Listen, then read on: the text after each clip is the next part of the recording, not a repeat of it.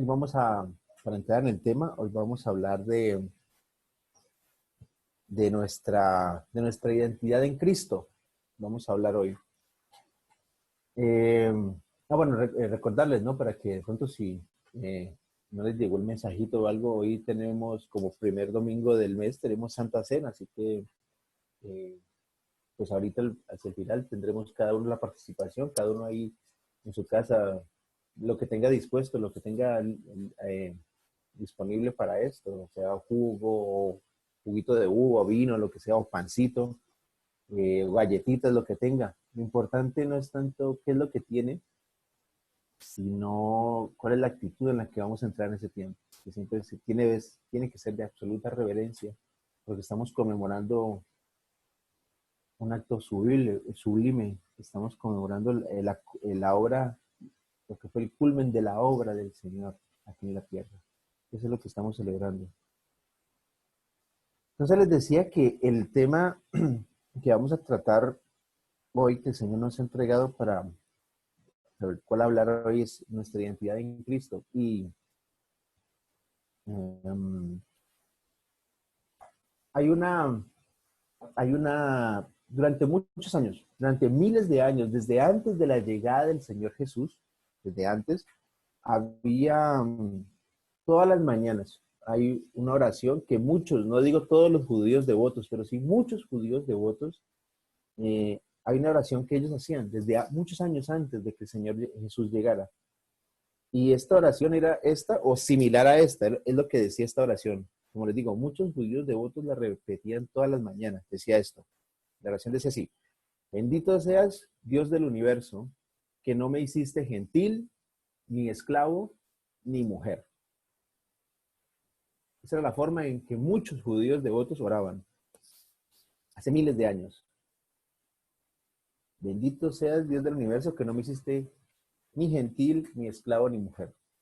Ahora, claramente, y estamos hablando de una cultura muy vieja, muy antigua, esta oración no solamente indicaba una posición teológica, digamos, claro, primero que todo le estaban orando a Dios, a el Dios del universo. Hay una postura teológica ahí, Dios. Entendían algo que estaba por encima de todo, sino que también estaba expresando lo que ellos mismos percibían como su posición en la sociedad, ¿ya? Y lo están expresando de una manera, digamos, con negativos, ¿no? O sea, ni soy gentil, ni soy esclavo, ni soy mujer. O sea, un hombre judío se sentía como en la cima, pues, de la sociedad, porque no era ninguna de estas tres cosas. Ahora, este tipo de oraciones y otras oraciones parecidas a esta han sido llamadas las bendiciones de identidad, ¿ya? Y resulta que este tipo de oraciones tomaban prestados, digamos, y repetían elementos de la filosofía griega, especialmente de la filosofía expresada por Platón.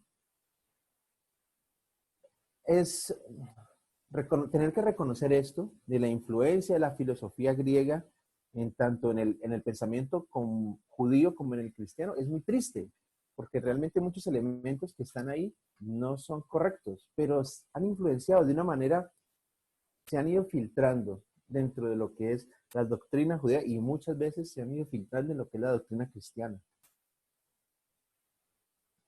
Pero comparemos esa oración con lo que otro hombre judío, el apóstol Pablo, escribió en Gálatas. No lo busque, yo se lo voy a leer en Gálatas 3, 28 y 29.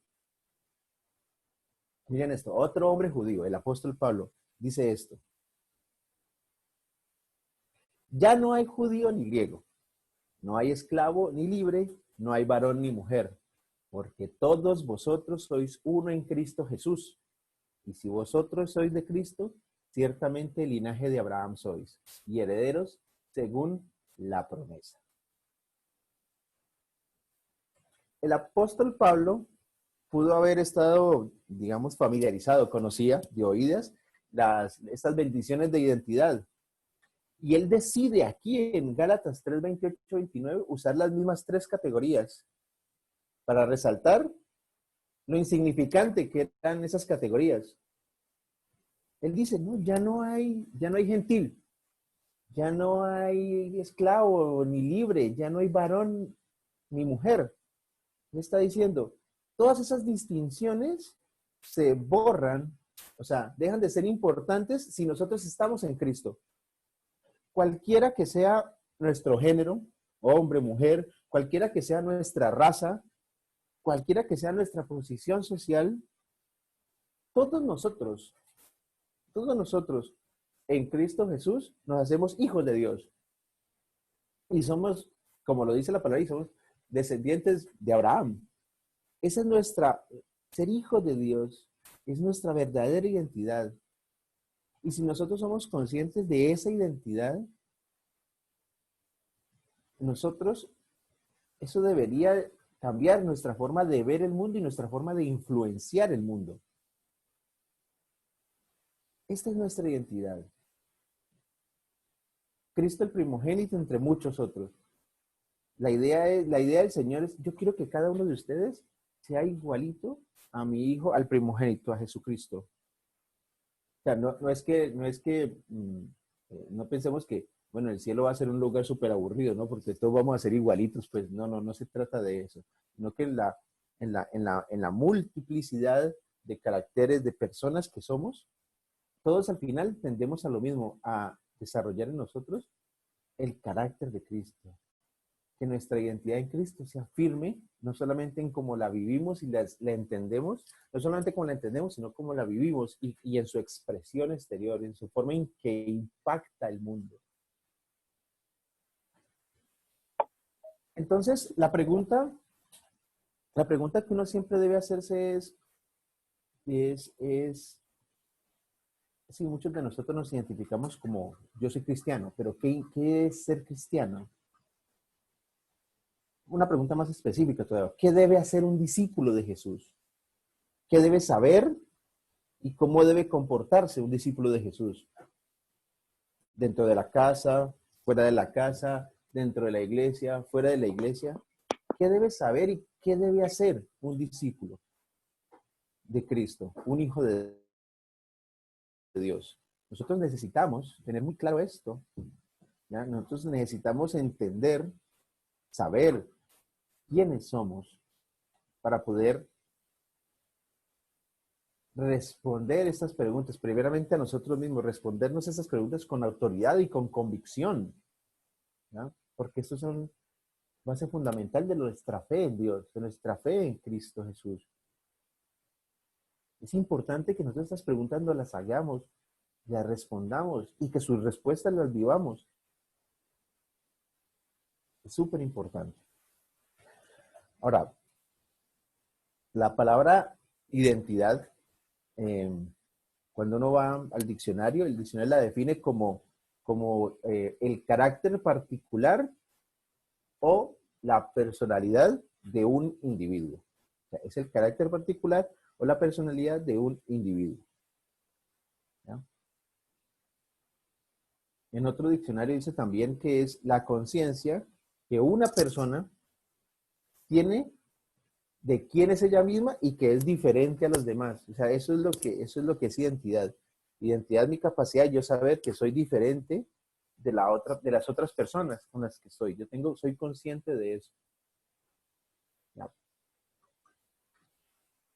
En los últimos tiempos, esas son las definiciones que están en el diccionario. En los últimos tiempos, nosotros hemos visto cómo, y lo vemos esto en todas partes, en todos los medios, en televisión, en revistas, en periódicos, en internet, lo vemos, cómo el ser humano en general, ha estado confrontando una crisis de identidad.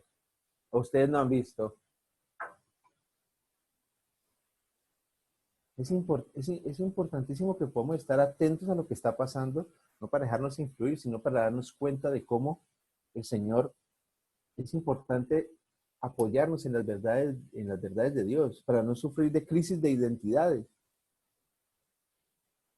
Vemos todo esto que está pasando últimamente, todo lo que está pasando, y no estoy hablando solamente de las cuestiones que tienen que ver con aquellas personas que se creen de un sexo que no son con el que Dios los diseñó desde la eternidad. sino de muchas otras cosas que uno está viendo que uno dice, pero ¿cómo es posible que la gente tenga tan, tan distorsionada su identidad? ¿Cómo es posible que la gente no lo tenga tan distorsionada? Y lo peor de esto es que al no saber muy bien quién soy, digamos, a no tener clara mi identidad, pues va a ser así que imposible definir cuál es mi propósito en la vida. Es imposible. Si yo no sé quién soy, ¿cómo voy a saber para dónde voy, para qué sirvo o para qué, cómo encajo yo en el plan de Dios? Es importantísimo que nosotros podamos entender esto, que nosotros necesitamos definir nuestra identidad, pero no definirla en una cuestión de búsqueda en el sentido como de construirla, no. Nosotros tenemos una identidad con la que fuimos creados por Dios. Uno ve muchas personas, a muchas, durante muchas etapas de la humanidad, en que uno ve muchas personas que han estado tratando de resolver ese problema de identidad, ¿no? Entonces yo estoy tratando de definir quién soy. Lo abordan desde un punto como desde lo psicológico, ¿no? Estoy tratando de descubrir mi identidad. ¿Sí? Y resulta ser que el ángulo es el errado, porque si está buscando su identidad, no lo busque de la psicología, búsquelo desde la espiritualidad. ¿Ya? Cuando uno encuentra, cuando uno se enfoca en que el problema profundo, el problema primario, pues, de todo esto es un problema espiritual. El problema de todas las cosas que andan mal en el mundo es espiritual. Entonces, el problema de la falta de identidad es una falta de identidad espiritual también. El hombre primero, la humanidad, como el hombre perdió primero su identidad espiritual, y eso es lo que nos ha llevado como masa de humanidad a sufrir una decadencia en todos los otros aspectos de su existencia. ¿Ya? Dios nos creó para hacer una unión de cosas que tenían que ver entre lo social, lo psicológico y lo espiritual, y y al perderse la identidad espiritual, todo lo demás se distorsionó, todo lo demás salió disparado para donde le pareció.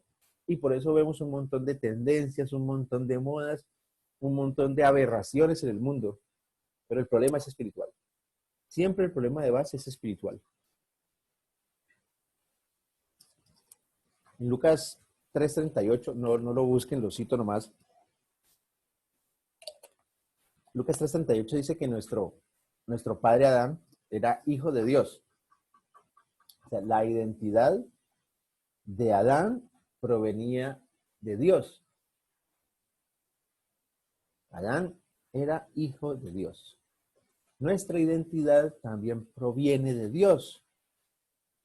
¿Cuál fue el problema? El problema es que aunque Adán era hijo de Dios y esa era su identidad, al ser engañado y al ser llevado a la desobediencia a Dios, Adán pierde esa identidad. Por causa de ello, como todos lo sabemos, toda la humanidad, de ahí para adelante, fue forzada a, a vivir en un estado de confusión, ¿ya? A vivir en un estado constante de la pérdida de toda noción del bien. Eso es desde Adán para acá, desde la caída para acá, eso es lo que vemos nosotros. Confusión y pérdida constante de cualquier noción del bien. El jardín del Edén se realiza, para mí, lo que sería el primer robo de la historia. Satanás se robó nuestra identidad. Cuando una persona peca y se aparta de Dios, pierde su identidad. ¿Qué pasa cuando pierde su identidad? Pues junto con ella también pierde su propósito, pierde su razón de ser. O sea, pierde su identidad, tuerce su destino. Así de sencillo. Es la comunión con Dios, la comunión, que es la común unión que había entre Adán y Dios, la que se rompió. Esa común unión entre Adán y Dios se rompió. El pecado marca una diferencia. Lo que antes era una común unión, ahorita está roto, está separado. Como consecuencia de esto, Adán ya no se parecía a su padre. Como consecuencia del pecado, Adán perdió su identidad. No sé si a ustedes les ha pasado, porque a mí durante mucho tiempo, y sé que a muchas personas también, como les digo, no sé si a ustedes, pero a muchas personas en el mundo, les ha pasado en algún momento y les sigue pasando, que se preguntan todos los días, ¿quién soy? ¿Por qué soy como soy? ¿De dónde yo salí así? ¿A quién es que me parezco? ¿De dónde vengo? Y la peor de todas, ¿y hacia dónde voy? Y las personas en el mundo, mientras se hacen estas interrogantes, mientras se hacen estas preguntas, lo que están expresando es ese anhelo de encontrar su identidad perdida. Pero esa respuesta solamente va a encontrarse en quien nos dio su identidad al principio, en el Creador, en el Padre, en Dios.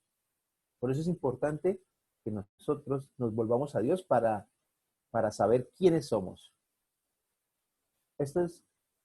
Conocer nuestra identidad es una de las cosas más valiosas, más importantes del ser humano. Ya, como les decía antes, si uno no sabe quién es, pues no sabe para dónde va, no sabe cuál es su propósito.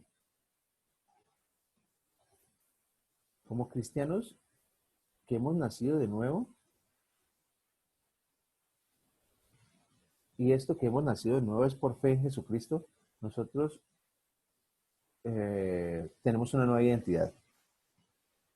Cuando conocemos esa nueva identidad, podemos saber cuál es el propósito para el que fuimos creados y cuál es ese destino para el que Dios nos preparó de antemano. Es ahí donde podremos. Y tal como en el jardín del Edén, hoy el enemigo continúa engañándonos. Continúa engañando a todas las personas en esa área de su vida. ¿Por qué? Porque sabe que el resultado sigue siendo el mismo. Mientras menos seguros estemos de nuestra identidad, más seguro él estará de que vamos a fracasar. Es así de sencillo. Entonces, ¿por qué el enemigo se ensaña con nosotros, se mete con nosotros y quiere que nosotros no estemos seguros de nuestra identidad? ¿Por qué? Porque de esta manera él puede aplazar, él puede, digamos, influir en el aplazamiento de la instauración del reino de Dios en la tierra. ¿Por qué? Porque esto es muy simple. Nosotros, al ser diseñados por Dios, Dios nos hizo contando con nosotros para realizar una misión. Dios nos dio una identidad, nos delegó una autoridad para cumplir su propósito. Ya, esta es la razón por la cual nosotros existimos y fue creada su iglesia. Lo repito, Él nos dio una identidad, nos delegó autoridad para así cumplir con su propósito. Pero en la medida que nosotros perdamos nuestra identidad, las otras cosas se van a diluir, se van a perder y vamos a fallar. Vamos a fallar en la obra principal, que es la instauración del reino de Dios aquí en la tierra, por medio de la enseñanza, de la expansión del evangelio. Entonces, nosotros, el anhelo de todo niño, y lo hablábamos un poco en las prédicas del mes pasado, que el anhelo de todo niño es parecerse a su padre. En muchas cosas el niño quiere imitar a su papá. Cómo se cepilla los dientes, cómo se peina, cómo se viste, cómo habla. Ustedes lo han notado, los que tienen hijos, los que han tenido hijos, los que han criado a alguien, los que han podido observar a otros en su relación con sus hijos, se dan cuenta cuánto la niña se quiere parecer a su padre, a su madre. Todo, y como hijos de Dios, nosotros queremos parecernos a él, es nuestro anhelo. Pero el enemigo, que es muy astuto, y que vino a la tierra con la intención de, como le dice en una parte, que lo que el enemigo quiere hacer es robar, matar y destruir. Cuando vino a la tierra y con su propósito de robar nuestra identidad, nos lleva a eso, a la ignorancia de saber quiénes somos. No sabemos quiénes somos. Cuando una persona, ustedes han notado que cuando una persona no sabe quién es, eh, digamos que lo que menos logra hacer es reflejar la gloria de Dios. O sea, si de todos modos, y piensen en esto, una persona que está allá afuera en el mundo, digo, nosotros tenemos claros quién es nuestro Padre y queremos parecernos a Dios. Lo entendemos porque es un anhelo en nuestro corazón y también porque es un mandato de Él, que nos parezcamos. Piensen ustedes en las personas que están allá afuera, que no conocen a Dios, que no conocen de Cristo. ¿Cuántas de esas personas que ustedes saben que no conocen a Dios reflejan la gloria de Dios? Y yo les digo, si muchas veces para nosotros los cristianos es una cuestión que ya tenemos clara la identidad, es difícil reflejar la gloria de Dios a veces, porque a veces muy cristianos y muy espirituales y muy todo, pero a veces no lo logramos, ya tenemos fallas, errores, y a veces en ciertas ocasiones lo que menos hacemos, lo que menos logramos hacer es poder reflejar la gloria de Dios. Pero piensen ustedes, si ya para un cristiano, por su propia imperfección, es difícil, piensen ustedes en las personas que están allá afuera. ¿Cuántas de las personas que ustedes conocen, que no tienen en cuenta a Dios para nada, que no se tienen como hijos de Dios, que no tienen clara su identidad, cuántos de los que están allá afuera logran reflejar la gloria de Dios? Yo les diría que ninguno. Cuando alguien no logra verse como hijo de Dios, cuando alguien tiene una crisis de identidad muy fuerte, cuando alguien no logra verse como un hijo de Dios, esto lo lleva a unos sentimientos en los cuales su valor está por debajo, o sea, se cree insignificante. Normalmente son personas que al no conocer a Dios y no querer reflejar su gloria son pecadores, pero pecadores así. No digo que nosotros no nos equivoquemos y pequemos eventualmente, pero eh, el modo de vida de las personas que no conocen a Dios, que no tienen claras sus identidades, van de pecado en pecado constantemente. O sea, el pecado es su forma de vida. El pecado es su motor, básicamente. Podemos decir que las personas que están allá afuera están así, ¿por qué eso? Porque no pueden reflejar la gloria de un Dios que no conocen. Y eso les lleva a esa crisis de identidad. Entonces, tenemos que meditar siempre nosotros en esta pregunta. ¿Qué concepto tenemos de nosotros mismos? Es importante que nos hagamos esta pregunta. ¿Qué concepto tengo yo de mí mismo? Cuando yo acepto, cuando nosotros aceptamos al Señor Jesucristo como nuestro Señor y Salvador, eh, lo que generalmente sucede es que nuestra mentalidad, en nuestra mente, y lo digo porque a mí me pasó, cuando yo acepté al Señor Jesucristo como Señor y Salvador, en mi mentalidad de nuevo creyente, yo, yo tardé en asumir, en asumir todas las bendiciones que, que me corresponden, digámoslo así, por ser hijo de Dios. No por mérito mío, sino porque las bendiciones que el Señor me concede al hacerme hijo de Él. ¿Ya? Entonces, durante mucho tiempo, aún habiendo recibido al Señor Jesucristo como Señor Salvador, todavía desconocía y no asumía todas las bendiciones. Y entonces durante un tiempo todavía digamos que mi identidad en Cristo estaba en construcción. Eso no fue automático, no fue automáticamente cuando yo recibí a Jesucristo, no fue que automáticamente ya tuve claridad de mi identidad en Cristo. No, durante mucho tiempo seguía yo y creo que es justo decir que durante toda la vida hay áreas de nuestra identidad en Jesucristo que van a ser hallazgos continuos en nuestra vida. Si nosotros tuviéramos esto resuelto, pues ya, si somos el vivo reflejo de quién es Jesucristo, pues no estaríamos acá. No estaríamos acá. Es un proceso en que nosotros vamos asumiendo, vamos conociendo, nos vamos apropiando de todas estas cosas. Pero es claro que al principio nuestra ignorancia al respecto es muy amplia. No tenemos ni idea, sí. Y tenemos que empezar a trabajar en todo esto. Porque lo primero que pasa cuando uno recibe a Jesucristo en su vida, cuando uno se hace hijo de Dios, es que hay una definición muy clara al respecto en la palabra. Dice que antes, dice esto, antes de ese momento en que usted recibe al Señor, antes éramos, lo dice la Biblia, éramos hijos de desobediencia, hijos de ira, y que hacíamos la voluntad de la carne. Eso lo dice la palabra. Pero dice también, dice, en ese momento en que nosotros tomamos la decisión de hacer al Señor nuestro Señor y Salvador, la Biblia también dice, en Cristo Jesús, vosotros que en otro tiempo estabais lejos, ahora habéis sido hechos cercanos por la sangre de Cristo. Para el que le gusta tomar nota, eso está en Efesios 2:13. Entonces, mire que dice, no, antes éramos hijos de desobediencia, hijos de ira y hacíamos la voluntad de la carne.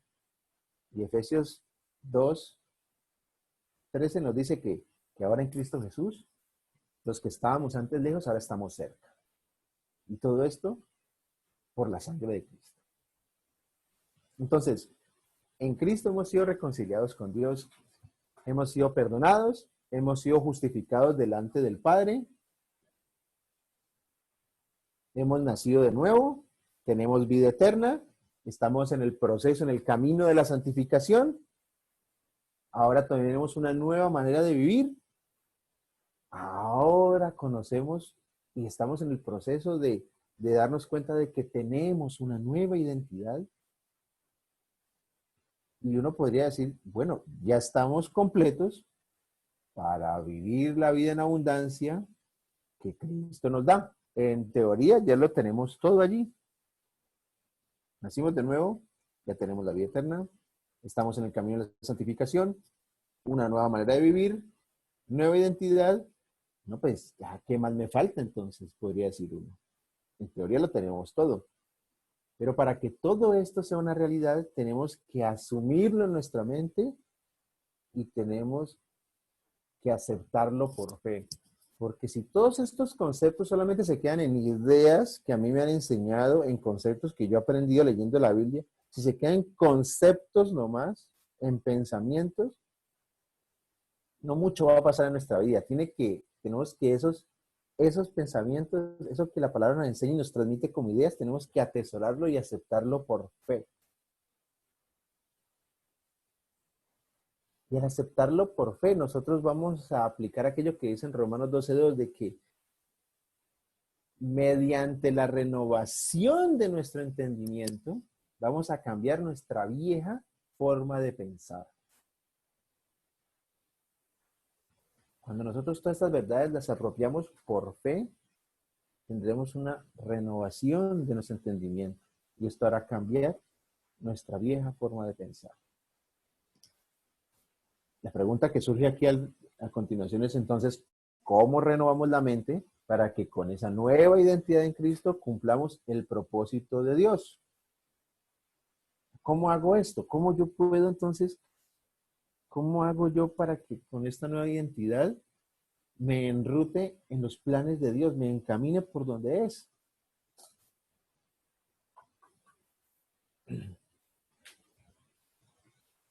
En Juan 15:16 nos dice esto, no me elegisteis vosotros a mí, sino que yo os elegí a vosotros y os he puesto para que vayáis y llevéis fruto y vuestro fruto permanezca, para que todo lo que pidiereis al Padre en mi nombre, Él os lo dé.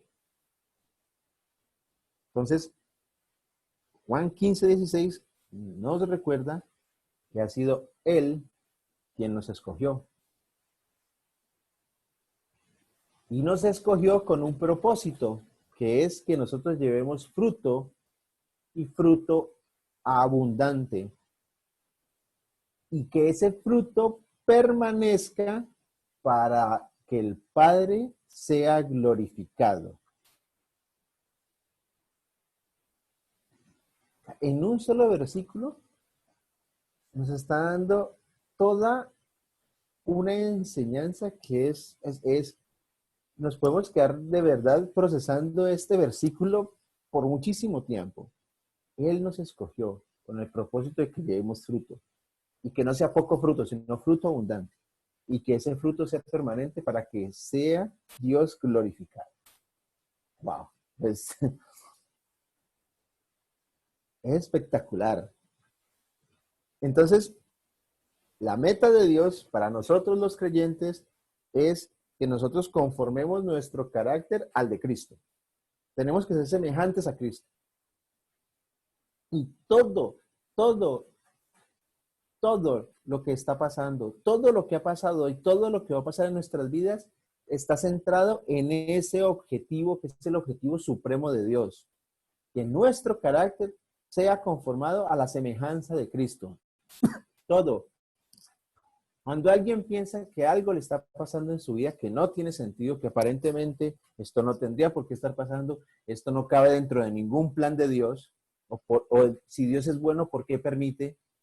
Todas las cosas, la pandemia que estamos viviendo, la cuarentena incluida, las dificultades que estamos pasando, todo, todo está siendo usado por Dios para cumplir la meta que Él tiene para nuestras vidas. La preocupación principal de Dios es nuestro carácter,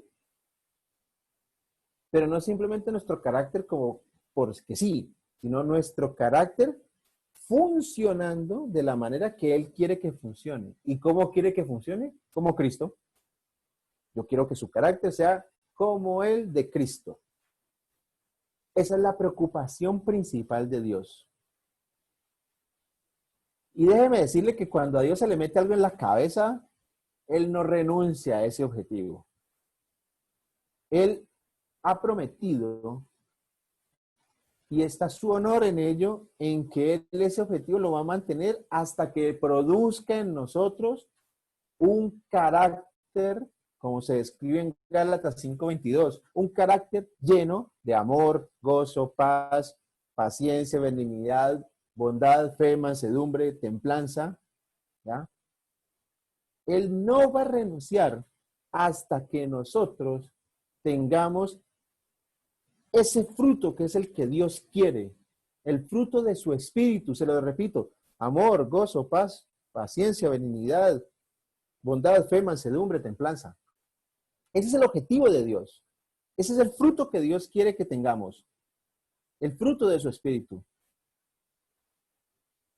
Pero esto no va a pasar porque sí, esto no es un proceso que pasa automáticamente. Esto solo es posible si buscamos por medio de la oración y de la lectura de su palabra,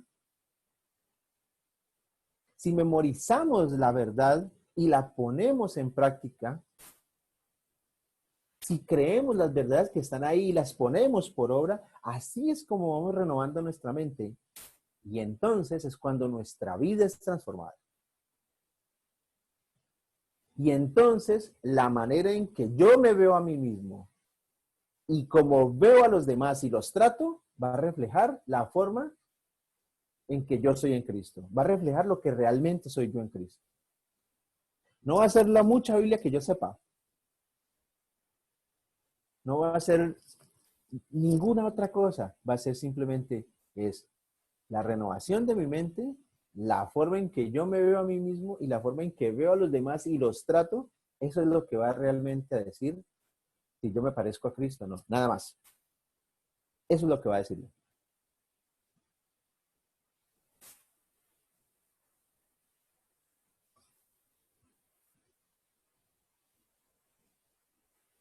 Nosotros tenemos, y no quiero ahondar en esto, lo dejo como, digamos, como nota a pie de página, porque si alguno de ustedes quiere, quiere, quiere explorar más el tema, este punto.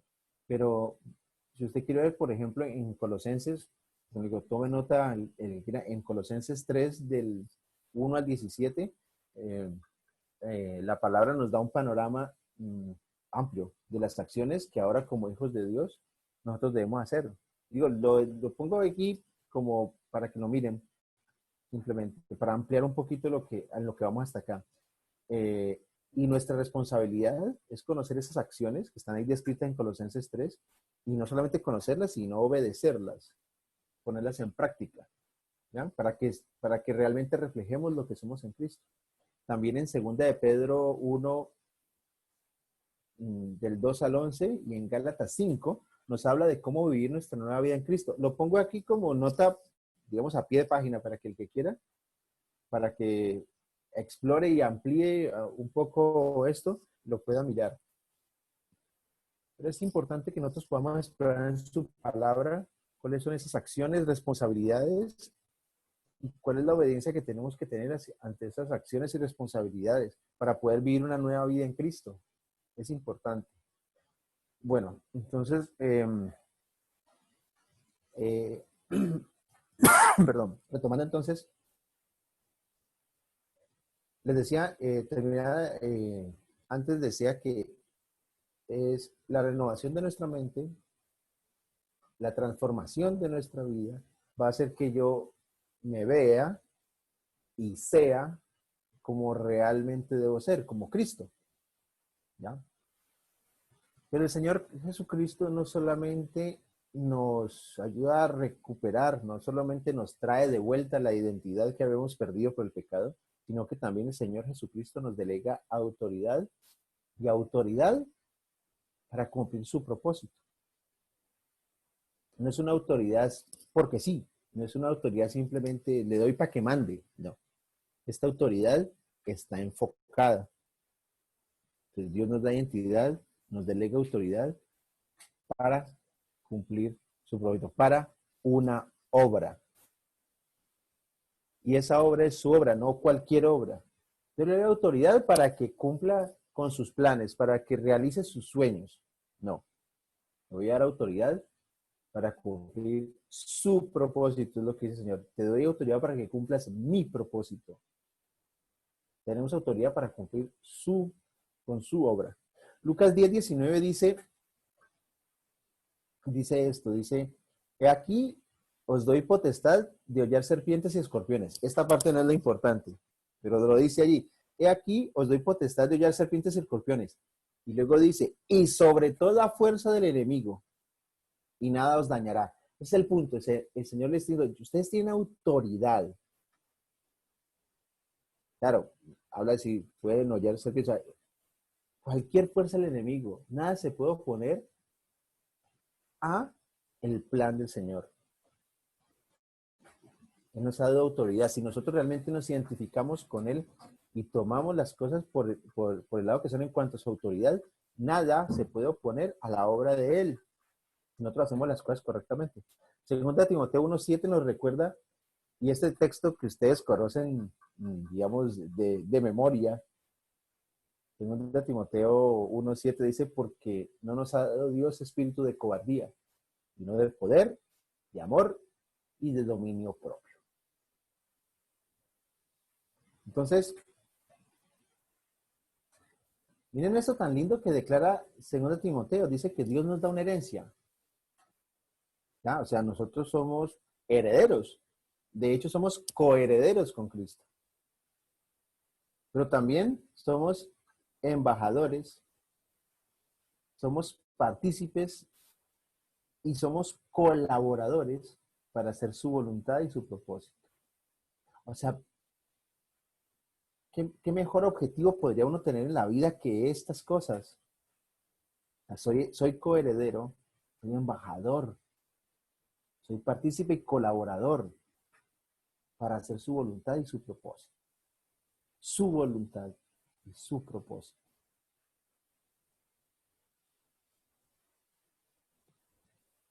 ¿Cómo podemos nosotros, cuál es esa obra que el Señor nos está entregando? ¿Cuál es el propósito que Él tiene y que nosotros, con el que nosotros debemos identificarnos? ¿Cuál es el propósito de Dios? ¿Cuál es la obra de Cristo? Porque el propósito de Dios es que nosotros cumplamos la obra de Cristo, que tengamos identificación y que cumplamos la obra de Cristo. ¿Cuál era esa obra? Si ustedes recuerdan lo que dice Juan 14:12, yo se los voy a leer, dice, de cierto os digo, el que en mí cree, las obras que yo hago, él las hará también. Y aún mayores hará, porque yo voy al Padre. Lo que nos está diciendo aquí no se trata de, como muchas personas pueden llegar a malinterpretar, o como muchas personas se les ha mal enseñado, habla acerca de hacer milagros más grandes que los que el Señor hizo. No, no va por ahí la cosa. La cosa va por este lado, que nosotros vayamos y hagamos discípulos hasta lo último de la tierra. Esa es la obra aún mayor. El ministerio del Señor Jesucristo estaba, digámoslo así, ubicado en un espacio temporal, 3 años, y en un área geográfica pequeña. Bueno, digo pequeña, pues en comparación con todo el mundo, pero estaba todo el ministerio del Señor mientras estuvo acá, estuvo en una zona y en un tiempo de 3 años. La amplitud de la obra que nosotros podemos llevar a hacer para decir que haremos obras mayores es que podemos, y eso es lo que el Señor nos dejó, hacer discípulos hasta lo último de la tierra, hasta lo último. Y como iglesia llevamos poco más, algo más de 2000 años haciéndolo como iglesia. Esto fue lo que el Señor nos entregó cuando habla de la gran comisión en Mateo 28 o en Lucas 24. Y el Señor nos dijo, yo regresaré hasta que se haya predicado el evangelio del reino a todo el mundo, que se haya llevado este testimonio a todas las naciones. Cuando eso se cumpla, entonces yo volveré. Él dijo que él regresaría en ese momento. Así que cada generación, nuestros abuelos, nuestros padres, nosotros, nuestros hijos y nuestros nietos, toda generación, desde que el Señor vino hasta que el Señor regrese, tiene el privilegio y la responsabilidad de ser luz y sal. Pero no solamente luz y sal en su familia, no solamente luz y sal con los vecinos del barrio, no solamente luz y sal con los de su ciudad, sino tiene el privilegio y la responsabilidad de ser luz y sal con su nación, con el mundo completo. Tiene la necesidad, el privilegio y la responsabilidad de ser de bendición a otros, a otras naciones, tanto con sus oraciones como con su servicio, yendo, o como en sus ofrendas para sostener la obra. Nosotros tenemos ese privilegio y responsabilidad. Nosotros debemos alzar los ojos y reconocer esos lugares a donde el Evangelio aún no ha llegado para lanzarnos a obedecer lo que el Señor Jesús nos mandó a hacer. Y yo no les estoy diciendo de que todo el mundo tenga que echarse una mochila al hombro, una valija al hombro y cruzar el Atlántico, montarse en un avión para ir a encontrar personas que necesiten de Cristo. No, yo les aseguro que si ustedes salen a la puerta de su calle y miran alrededor, se van a encontrar con un montón de gente que no conoce al Señor y usted está ahí simplemente parado mirando cómo la gente sigue su vida sin conocer al Señor. Cuando el Señor le dijo, esos los quiero para mí y te encargo a ti que lo hagas. El Señor nos mandó a alcanzar las naciones no alcanzadas. ¿Sabe cuántas personas que están a su alrededor conforman una nación no alcanzada en la definición del Señor? ¿Cuántas personas entre nosotros? Pero muchas veces nosotros pensamos en que la única forma de hacer la obra es, no, yo quiero ir hasta los rincones del mundo, sí, pero es que este también es un rincón del mundo visto desde el otro lado. Desde la otra orilla, este es el otro rincón del mundo. Encárguese de su rinconcito del mundo. Piensa en grande, pero encárguese primeramente de ser luz y sal en su familia, en su comunidad, en su barrio, en su país. Les repito, tenemos que alzar los ojos y mirar a dónde es que el Evangelio aún no ha llegado y lanzarnos a obedecer este mandato del Señor. El Señor dijo, la mies es mucha y los obreros son pocos. Y no solamente tenemos que lanzarnos nosotros como obreros, sino que también tenemos que seguir orando para que sea Él el que envíe más obreros a su mies, para que esos obreros estén comprometidos con cumplir su voluntad, que nadie se pierda y que todos puedan llegar al conocimiento pleno de quién es Dios. Eso es lo que nosotros tenemos que hacer. Esa es la obra que el Señor hizo aquí y nos delegó a nosotros. Miren lo que dice, se lo recuerdo porque ustedes conocen también este texto. Miren lo que dice en Primera de Pedro 2:9. Esto dice, más vosotros, está hablando de nosotros la iglesia, más vosotros sois linaje escogido, real sacerdocio, nación santa, pueblo adquirido por Dios, para que anunciéis las virtudes de aquel que os llamó de las tinieblas a su luz admirable. Miren esto. Aquí el Señor en segunda de Pedro nos reafirma nuestra identidad. Nos está diciendo quiénes somos, pero también reafirma el propósito. Dice, anunciar al mundo y compartir de él.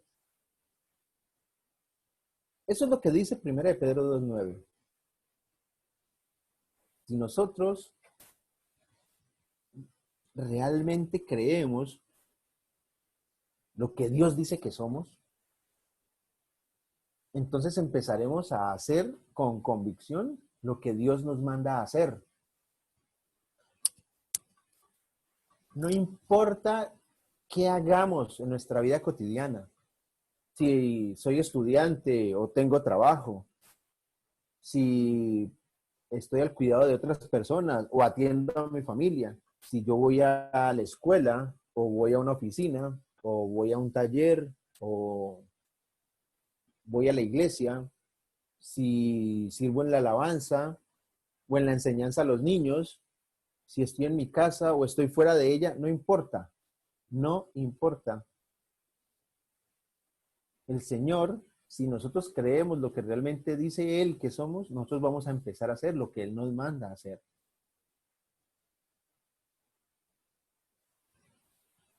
Pablo en Gálatas 2:20 dice, con Cristo estoy juntamente crucificado y ya no vivo yo, mas vive Cristo en mí. Y lo que ahora vivo en la carne, lo vivo en la fe del Hijo de Dios, el cual me amó y se entregó a sí mismo por mí. Cuando yo entiendo que soy apartado para reflejarle a Él, para hablarle a otros de Él. Entonces, cuando yo entiendo esas cosas, mi vida se va a ver transformada. Cuando yo entiendo y aterrizo esas ideas en mi cabeza, mi vida va a ser transformada. Y la forma en que yo me relaciono con mi familia, con mis amigos, con mis autoridades, va a ser un vivo reflejo de quién soy en Cristo. Si mi vida ha sido transformada por Dios, estas relaciones van a cambiar. Con mi familia, con mis jefes, con mis autoridades, con mis amigos. Y como lo dice Gálatas, como lo dice en primera de Pedro 9, porque como soy real sacerdote, lo dice la palabra, entonces yo estoy en la capacidad, de hecho en la obligación de orar por mi familia, orar por mis padres, orar por mis hermanos, orar por mi esposo, mi esposa, orar por todos mis amigos, orar por mis hermanos en Cristo para que sigan creciendo y sigan edificados y para que Dios cumpla su propósito en su vida. También soy sacerdote, porque lo dice la palabra, para orar por la gente que no conoce al Señor. Y no solamente aquí en Argentina, sino en todo el mundo. Yo, cuando esta palabra de Dios la entiendo, yo puedo darme cuenta de que Dios me bendice para hacer bendición para otros. Que Él me transforma a mí para que yo transforme mi entorno, para que yo transforme lo que está a mi alrededor y transforme también la gente en mi generación.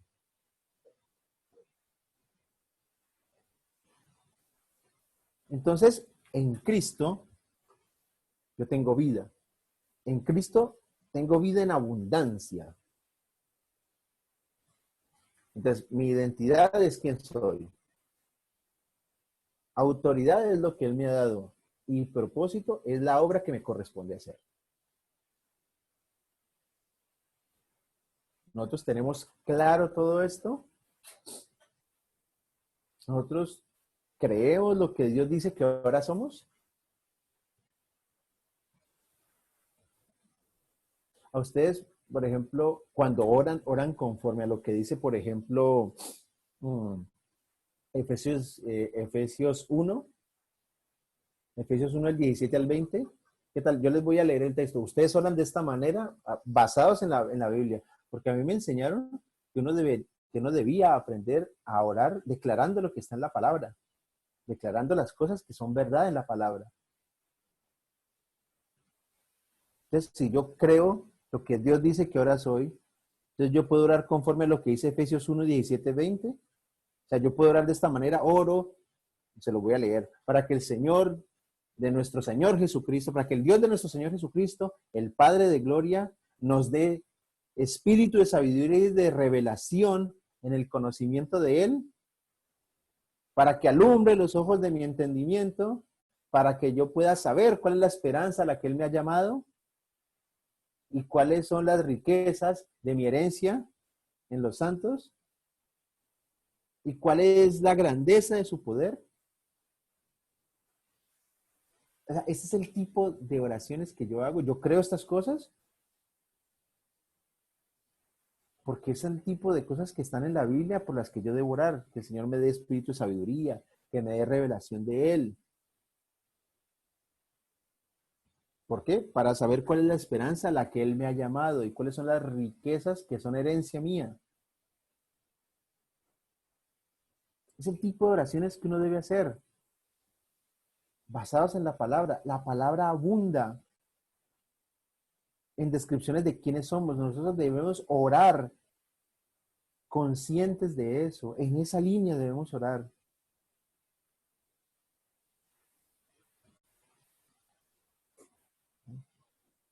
Es importantísimo que nosotros podamos entender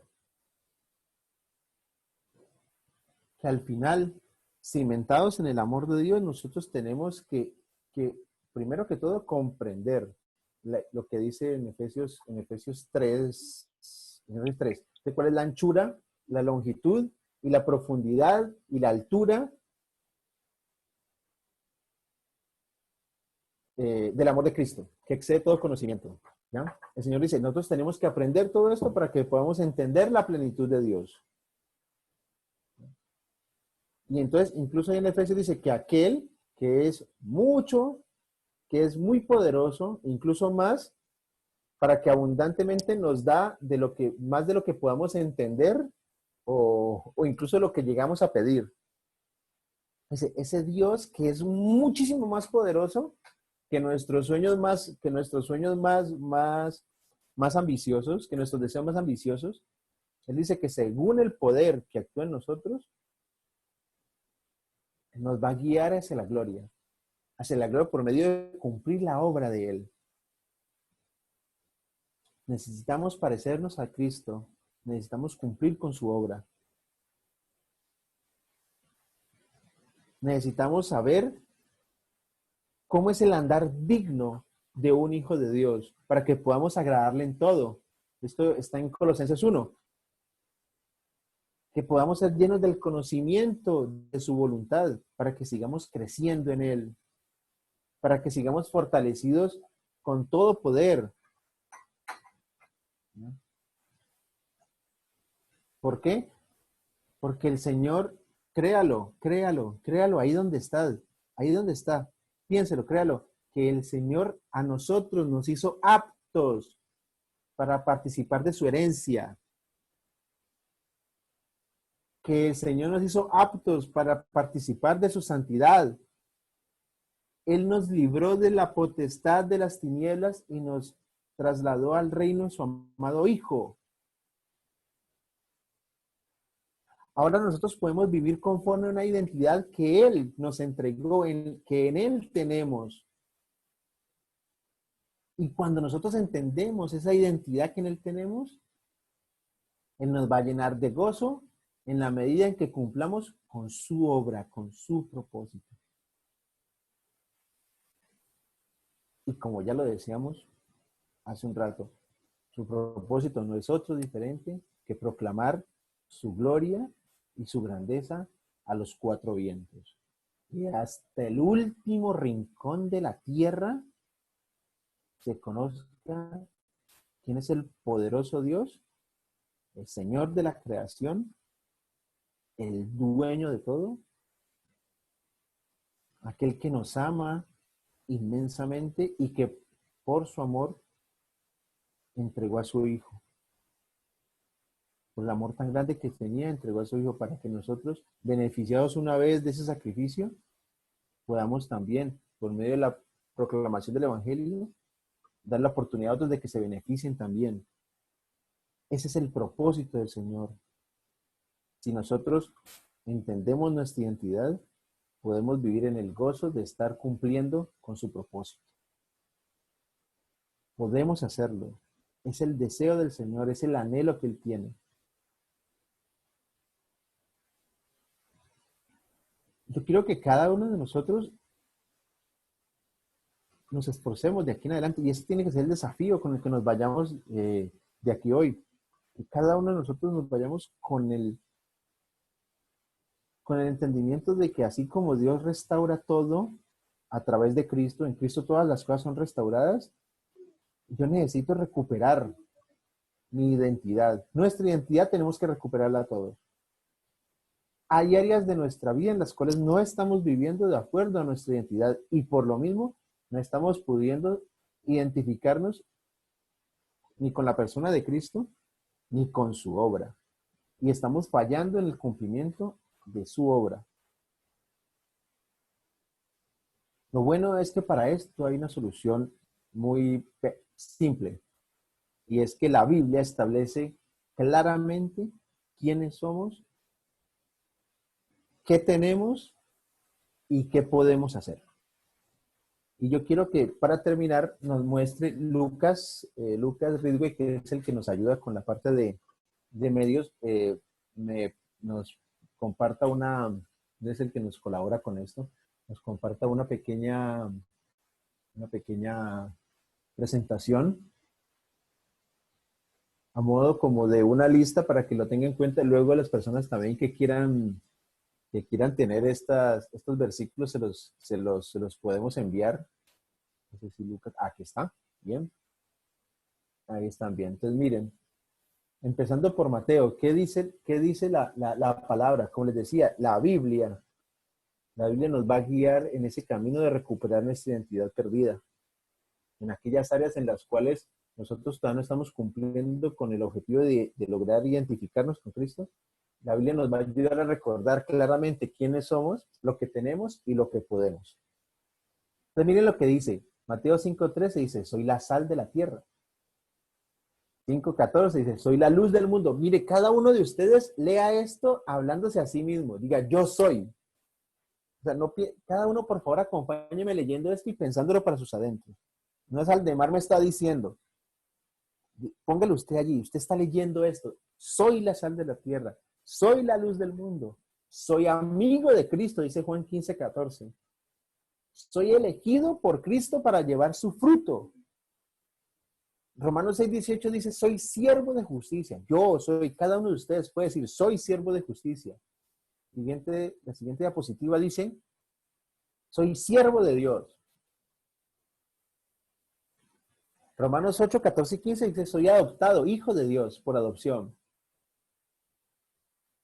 Dice también esto, en Romanos 8:17, soy heredero de Dios y coheredero con Cristo. Segunda a los Corintios me dice, y soy nueva creación. Dígalo ahí cada uno de ustedes, soy nueva creación. Estoy reconciliado con Dios y soy ministro de reconciliación. Nosotros tenemos la capacidad de guiar a otros a la reconciliación con Cristo, con Dios. Soy templo del Dios viviente. Qué espectacular verdad esta es la que nos revela la palabra. Somos templo del Dios viviente. Gálatas 3, en el 26 y 4 versículo 6 dice que soy hijo de Dios y que Él es mi Padre. Gálatas 3:27 me dice que estoy bautizado en Cristo y he sido revestido de Cristo. Cada uno de nosotros hemos sido revestidos de Cristo. Somos uno con Cristo. Somos miembros del cuerpo de Cristo, del cual Él es la cabeza. Efesios 2:6 me garantiza que ya he sido resucitado y sentado en lugares celestiales con Cristo Jesús. Efesios 2:10 me dice que soy hechura de Dios, creado para buenas obras. Cada uno de nosotros es hechura de Dios, creado para buenas obras. Somos miembros de la familia de Dios. El poder de Dios actúa en nosotros. Hemos sido creados, cada uno de nosotros, hemos sido creados en la justicia y santidad de la verdad. Filipenses 1:1 me dice que soy santo. Lo mismo me dice Colosenses 1:2, soy santo. Colosenses 3:3 me dice que estoy escondido con Cristo en Dios.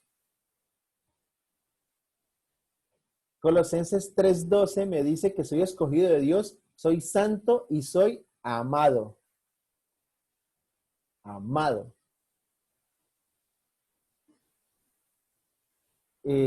Primera Tesalonicenses 1:4 dice que soy un elegido. Cada uno de nosotros somos elegidos.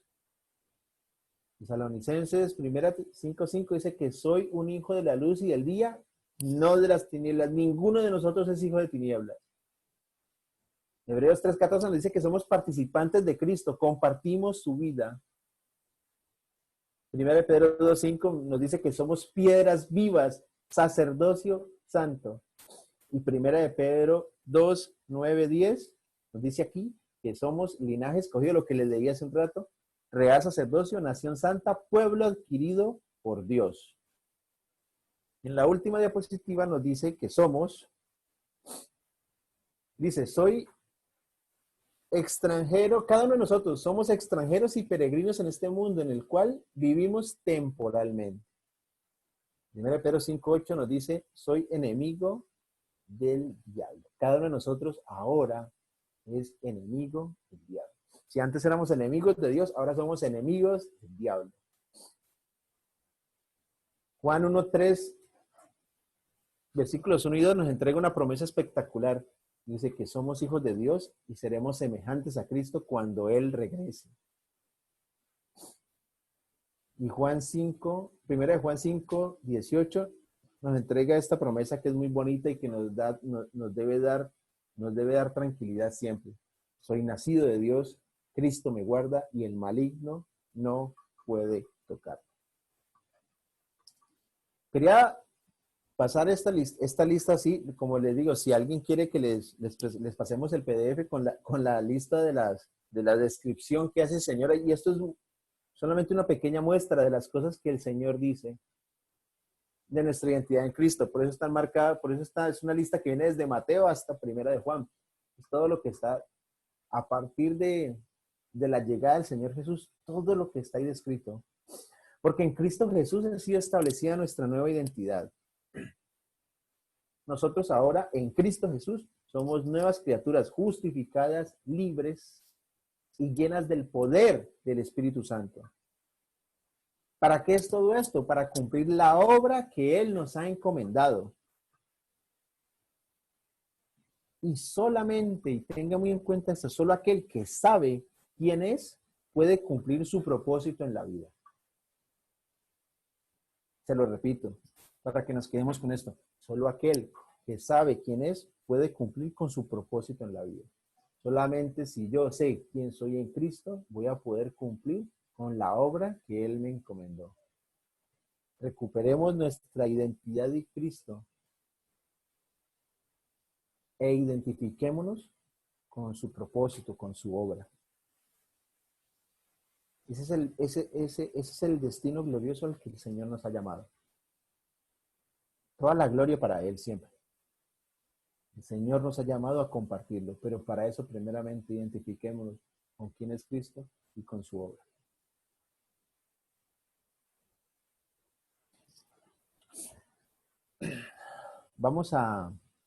En este momento, vamos a entrar en la parte de la Santa Cena para que podamos estar acá en este momento rememorando, recordando lo que el Señor hizo en la cruz hace algo más de 2000 años. Nosotros, a través de la Santa Cena, a través del vino, a través del pan y el vino, nosotros podemos, rememorar tener en cuenta todo lo que el Señor hizo y en este momento unirnos en la celebración. Unirnos en la celebración. Entonces, creo que tengan allá a mano, perdón, tengan allá a mano el vino y el pan, o el juguito, si no es con vino, si prefieren jugo de uva o cualquier cosa. Importante, como les hemos dicho las últimas veces, no es tanto, no es lo importante, qué es lo que usted pone ahí en la copa o qué tipo de pan pone sobre el plato. Lo importante es que este momento lo vivamos con la solemnidad que es. No, no nos estamos reuniendo simplemente a pasar, a comer un aperitivo, mientras, bueno, mientras está el almuerzo, con esto más o menos, eh, digamos que distraemos el hambre, o decir, no, no es algo, no es algo que debamos tomar sin la debida solemnidad. Esto es un acto solemne en el cual recordamos la obra del Señor, el padecimiento de él en la cruz y la promesa de que Él va a volver. No sabemos cuándo, pero en un futuro va a ser el Señor mismo el que va a estar presidiendo la Santa Cena. Cuando estemos con Él, cuando la obra haya sido consumada, cuando nosotros a través del desarrollo de nuestra identidad, identificarnos con su propósito y hacer su obra, nosotros hayamos logrado cumplir el objetivo que Él nos dejó y su reino haya sido instaurado y así nosotros podamos decir, hemos cumplido, Señor, con lo que nos dijiste. Y el Señor ahí va a estar, vamos a hacer sonreír al Señor y va a ser la imagen más espectacular que nosotros vamos a ver. Yo no sé exactamente cómo va a ser eso. Creo que nadie sabe exactamente. Tenemos imágenes muy vívidas, muy coloridas, muy explicadas en la palabra de Dios de cómo va a ser. Y muchas personas interpretan esto de diferentes maneras. Lo único que sé es que realmente va a ser un momento de gloria. No sé cómo se va a sentir, ni dónde se va a sentir, ni cómo lo voy a expresar yo, pero sé que va a ser un momento de gozo que me va a abrumar. Va a ser un momento de gozo que me va a llenar en todos los aspectos. Y así va a ser con cada uno de nosotros. No sé cómo va a ser, pero estoy seguro de que va a ser algo que no va a tener comparación con nada que haya sentido jamás, ni que vaya a volver a sentir jamás. Nos vamos a unir en el gozo de nuestro Señor. En, entre el día de hoy y ese momento que está enteramente en el futuro, pero que en algún día participaremos, nosotros nos reunimos de tanto y tanto, una vez al mes, es lo que hemos establecido aquí en Sanford Rosario. Una vez al mes nos reunimos para compartir esta cena. En la palabra, en primera de Corintios 11 dice esto. Dice, porque yo recibí del Señor lo que también os he enseñado. Que el Señor Jesús, la noche que fue entregado, tomó pan y habiendo dado gracias, lo partió y dijo, tomad, comed esto, esto es mi cuerpo que por vosotros es partido, haced esto en memoria de mí. Señor, gracias por permitirnos participar de este momento sublime, Señor. Gracias, Señor, porque a través de este trozo de pan, Señor, este trozo de pan que ha sido hecho con trigo, Señor, con una semilla que tuvo que ser rota, que tuvo que ser partida, molida. A través de este pan, entonces recordamos la obra que hiciste en la cruz tú, Señor, en la cual tú también fuiste partido, fuiste molido a golpes, pero no solamente eso, sino que también fuiste humillado, fuiste insultado. Y que todo esto, Señor, todo esto lo hiciste por tu gran amor y en beneficio de cada uno de nosotros. Señor, gracias, porque cada uno de los que estamos acá reunidos somos beneficiarios, Señor, de ese sacrificio que tú hiciste. Estamos acá por lo que tú hiciste allá en la cruz, Señor. Y qué acto tan majestuoso el que hiciste, Señor, que 2000 años después sigue causando el mismo efecto que cada uno, cada persona que pone sus ojos en la cruz y cree en el sacrificio que el Hijo de Dios hizo en la cruz, es salvo. Quien deposita su fe en ti es salvo. Oh, maravilloso, maravilloso acto que hiciste en la cruz, Señor, que 2000 años después sigue teniendo el mismo efecto y que retumba en la eternidad. Su alcance es eterno, Señor. Qué obra majestuosa que hiciste en la cruz, Señor. Gracias por permitirnos hoy, Señor, en tu nombre conmemorar a través de este pan, como tú llevaste nuestros pecados en la cruz y moriste por ellos, Señor. Gracias por este pan, Señor. Gracias por lo que podemos recordar a través de esto. Gracias por el símbolo de tu cuerpo que es este pan. ¿Podemos comer el pan?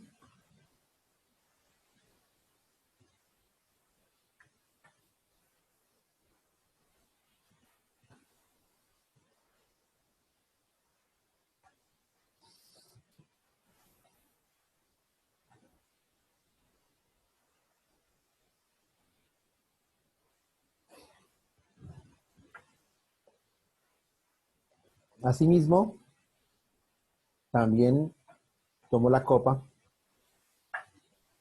después de haber cenado, diciendo, esta es la copa, esta copa es el nuevo pacto en mi sangre. Haced esto todas las veces que la bebiereis en memoria de mí. Así pues, todas las veces que comiereis este pan y bebiereis esta copa, la muerte del Señor anunciáis hasta que Él venga. Señor, te damos muchas gracias por permitirnos participar del partimiento del pan y en este momento participar del vino, Señor, que simboliza tu sangre preciosa, tu sangre pura, limpia, la sangre del Hijo de Dios que por nosotros pecadores fue derramada. Sangre de la que no te ahorraste ni una gota, Señor, porque hasta la última gota entregaste. Esa sangre que limpió para siempre de nosotros el pecado, que no lo cubrió, sino que lo limpió. Esa sangre que era la única sangre que podía hacerlo, Señor, la sangre del Hijo de Dios, del Cordero puesto por Dios. Señor, te damos muchas gracias por permitirnos participar del cuerpo y la sangre de tu Hijo. Y Señor, te pedimos que nos llenes de claridad en nuestra mente, en nuestro corazón, para nunca, nunca, Señor, dar por poco ese gran sacrificio que Cristo hizo en la cruz, Señor. Que nunca se nos olvide que nuestra libertad, que nuestra identidad, que nuestro propósito y que la afirmación y la identificación con la obra de Cristo es gracias a este gran sacrificio que se hizo, Señor. Que nunca se nos olvide este acto maravilloso que el Hijo de Dios hizo por amor, de entregar su vida por aquellos que iban a ser salvos, Señor. Por aquellos que iban a tomar la decisión de seguirle, imitarle y cumplir con la gran comisión. Gracias, Padre Santo, por los beneficios lo obtuvimos por tu sacrificio en la cruz. Gracias por tanto amor derramado sobre nosotros, Señor.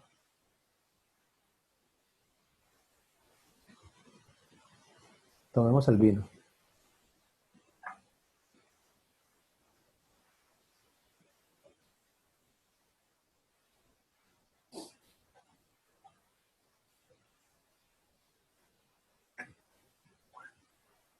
Te damos muchas gracias, Señor, por habernos permitido hoy recordar este acto sublime, Señor. Te pedimos, Señor, también que hoy salgamos de esta reunión con un desafío, Señor. Con el desafío de, a través de tu palabra, conocer cada vez mejor cuál es nuestra identidad en Cristo, Señor. Que nos podamos identificar con Él y con su obra, Señor. Que nos demos cuenta, Señor, que hemos sido llamados a ser embajadores, representantes, Señor. Y que allá afuera, Señor, cada uno de los que nos ve, cada uno de los que interactúa con nosotros, cada uno de los que de nosotros recibe una palabra, un gesto, pero no solo allá afuera, sino en nuestras casas, dentro de nuestras iglesias, de nuestros servicios, Señor.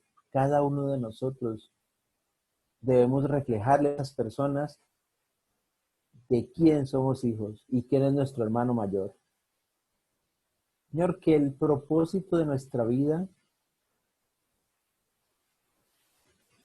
siga siendo todos los días parecernos más a Jesucristo. Necesitamos, Señor, recuperar nuestra identidad en aquellas áreas en las que todavía no la tenemos muy clara, Señor. Ayúdanos, Padre Santo, a restaurar nuestra identidad. Ayúdanos, Señor, a ser luz y sal. Ayúdanos, por favor, Señor, para que sí podamos cumplir la obra, para que podamos cumplir con el propósito al cual fuimos llamados, Señor. Que nadie, hasta el rincón más lejano de la tierra, Señor, se quede sin haber escuchado de lo maravilloso que eres y del destino maravilloso al que pueden acceder aquellos que toman la decisión por ti, Señor. Y, Señor, que cuando tu Hijo regrese, nos encuentre haciendo lo que nos mandaste hacer, Señor. Que nos encuentre cumpliendo con su gran comisión. Gracias, Señor, te damos por este día hermoso que nos has regalado, Señor, que podamos disfrutarlo plenamente, que podamos pasarlo con nuestras familias y cumplir con las tareas que nos hemos propuesto para el día de hoy, Señor. Gracias por tenernos en este cuerpo, Señor. Gracias porque, aunque el edificio está cerrado, la iglesia sigue funcionando, Señor, porque la iglesia somos nosotros.